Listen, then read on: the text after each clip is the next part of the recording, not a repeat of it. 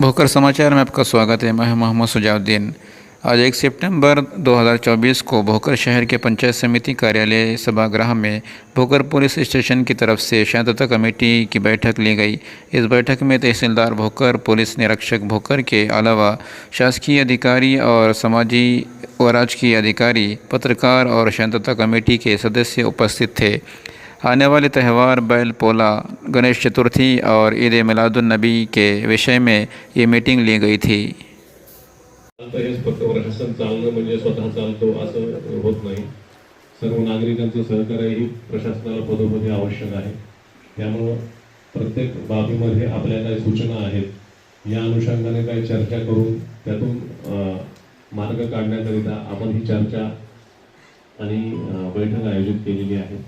तर यामध्ये मुख्यतः आता उद्या पोळा आहे आणि त्यानंतर जो पोळ्यामध्ये आता तरी बऱ्यापैकी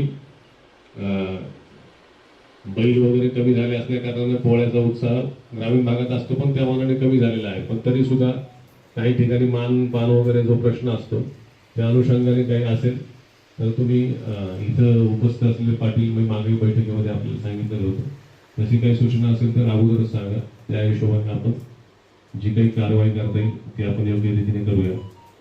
त्यानंतर गणपतीमध्ये आपल्याकडे 10 दिवसाचा उत्सव असतो आणि प्रमुख म्हणजे गणपती बसणार आणि त्यानंतर विसर्जन जे आहे 11व्या दिवशी 17 तारखेला